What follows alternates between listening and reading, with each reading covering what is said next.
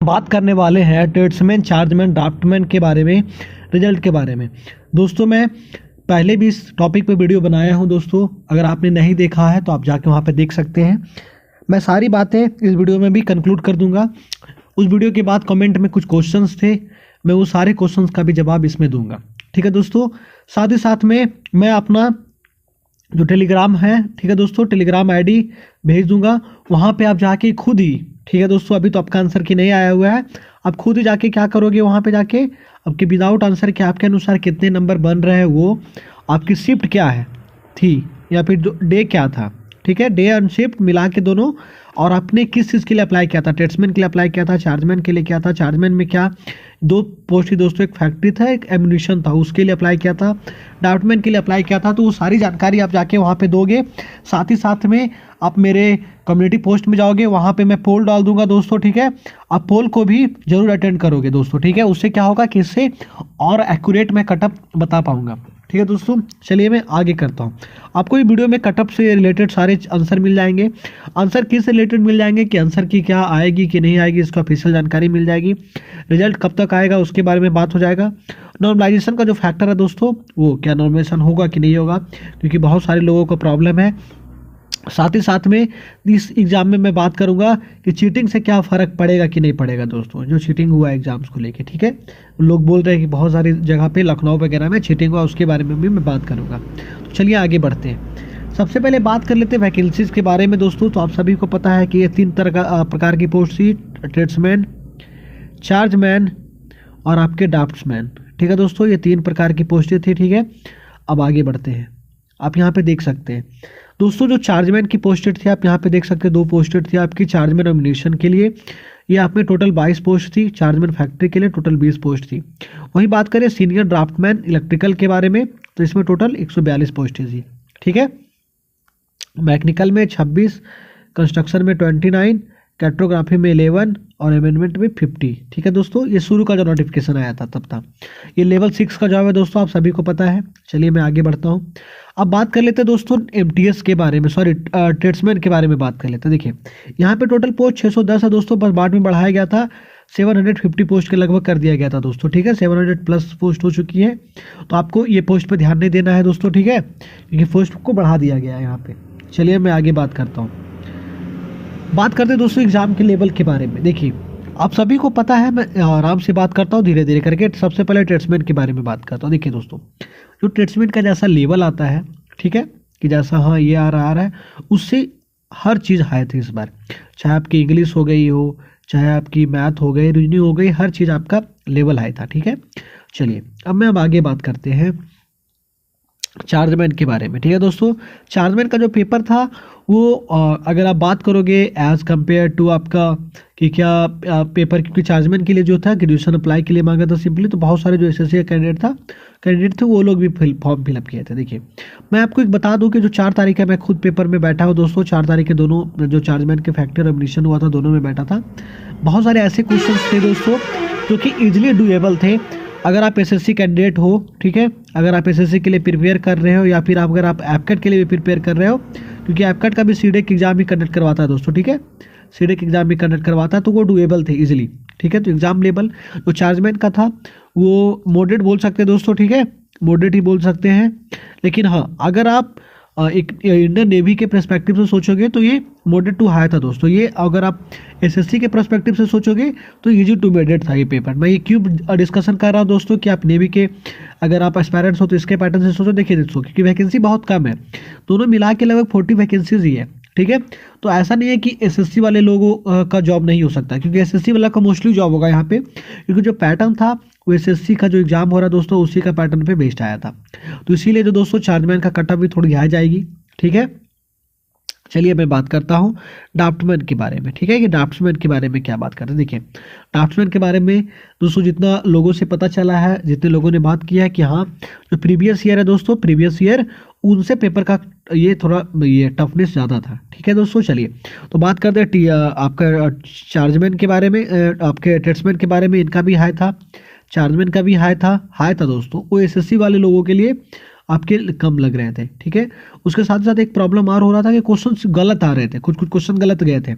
उसके बाद आपके ड्राफ्ट्समैन में भी ये हाई था, ठीक है, पिछले बार के कंपेयर में। तो इसी बार के क्या है, पिछले बार से ज़्यादा कट ऑफ चली जाएगी, क्या चली जाएगी, उसके बारे में बात करते हैं। देखिए अब बात करते हैं सबसे पहले कि सिलेक्शन कैसे कैसे होने वाला है इसमें दोस्तों। देखिए आपका जो स्क्रीनिंग होगा जो कि हो चुका है दोस्तों, carry out detail security for the रिसीवेंट basic तुम्हारा आपका हो जाएगा।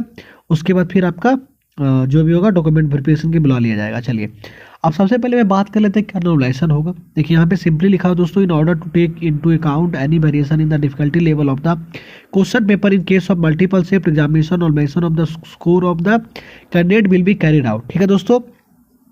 देखिए दोस्तों यहाँ पे सिंपली क्या बोला गया है कि आपके जो भी लोग होंगे, जो भी आपके अलग अलग शिफ्ट में एग्जाम हुआ होगा, तो उसके बेसिस पे कितना ज़्यादा लेवल था उसके बेसिस पे नॉर्मलाइजेशन होगा। मैं पहले ही बता दिया हूँ कि आप हमारे सानू स्टडी, क्या नाम है चैनल का, सानू स्टडी 1998 दोस्तों, ठीक है, कहीं और ग्रुप में नहीं जाना है, सानू स्टडी 1998 में आप ज्वाइन कर लोगे हमारे चैनल को, आपको वहाँ पे सारी जानकारी मिल जाएगी दोस्तों। साथ ही साथ में ये नोटिफिकेशन में ये डाल दूंगा आपको दोस्तों, ठीक है, नोटिफिकेशन भी डाल दूंगा, आप यहाँ पे ढूंढ के कर सकते हो। आप वहाँ पे जाके अपनी शिफ्ट, ठीक है दोस्तों, और आपका डे और आपने किस चीज़ के लिए अप्लाई किया था सो, और आपको आपके अनुसार कितने नंबर बन रहे हैं वो मैं बात करूँगा। देखिए कुछ सेकंड में जो आपके क्वेश्चन पेपर चैलेंज है, ये आंसर की के लिए बारे में बात किया गया दोस्तों। आपका नॉर्मलाइजेशन का सॉल्व हो गया, बहुत लोगों को प्रॉब्लम हो रहा तो क्या होगा। क्वेश्चन पेपर चैलेंज मैकेनिज्म के लिए बारे में online window for inviting comments from the candidate regarding question paper and provisional answer key after competition examination will be available.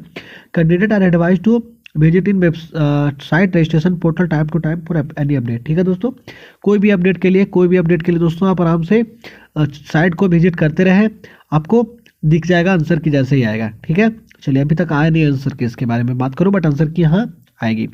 जो लोग बोल रहे थे कि आंसर की आएगी कि नहीं आएगी, तो हाँ दोस्तों आंसर की तो आएगी, नोटिफिकेशन में इसका मेंशन है। चलिए मैं आगे बात करता हूँ।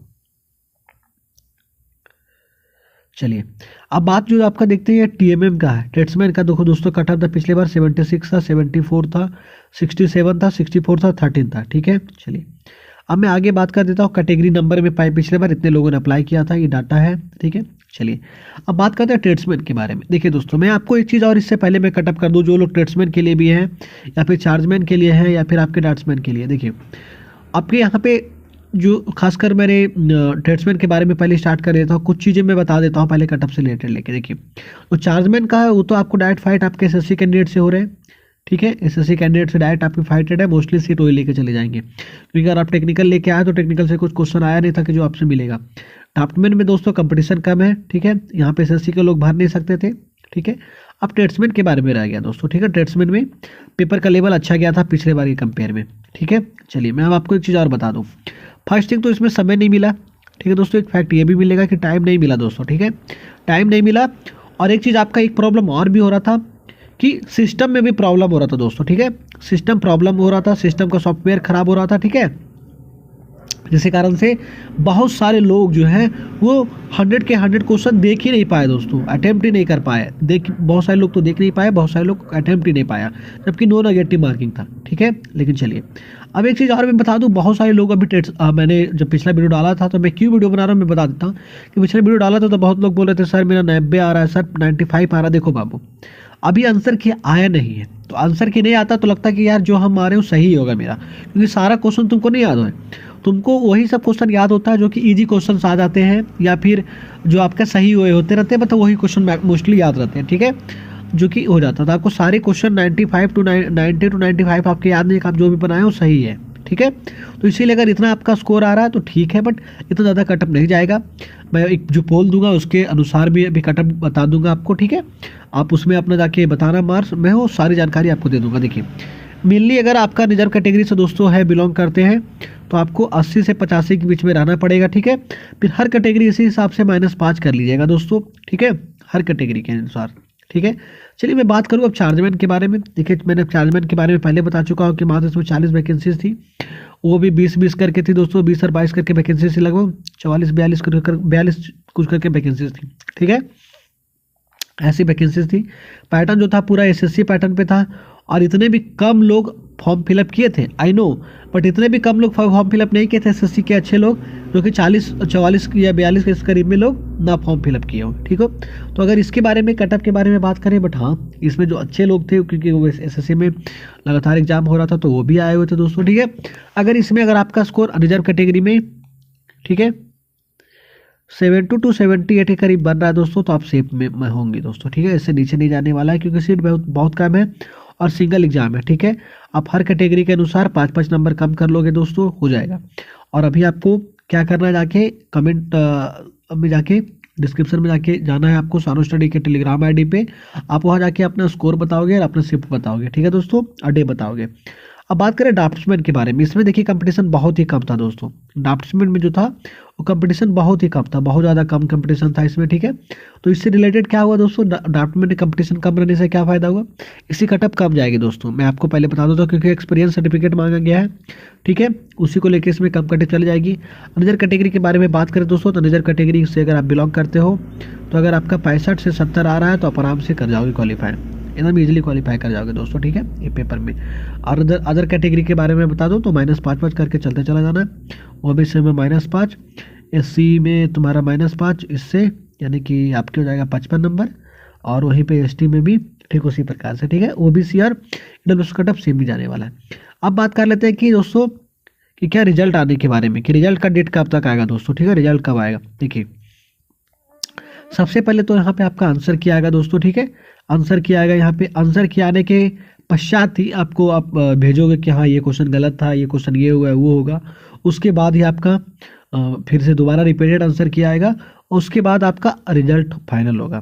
तो अभी तो आंसर की ही नहीं आया है दोस्तों, तो आप रिजल्ट के बारे में ना ही सोचो तो अच्छा है, क्योंकि जो पिछला चार्जमैन का रिजल्ट हुआ है, एग्जाम हुआ है, उसका तो अभी तक नॉट कमिंग, ठीक है, रिजल्ट के बारे में। तो जैसे ही कोई नया इन्फॉर्मेशन मुझे मिलेगा मैं वीडियो जरूर अपलोड करूंगा। मुझे उम्मीद है कि आपको सारी जानकारी मिल गई होगी। तो थैंक यू, मैं विदा लेता हूँ आप लोग के सामने से। Thank you so much.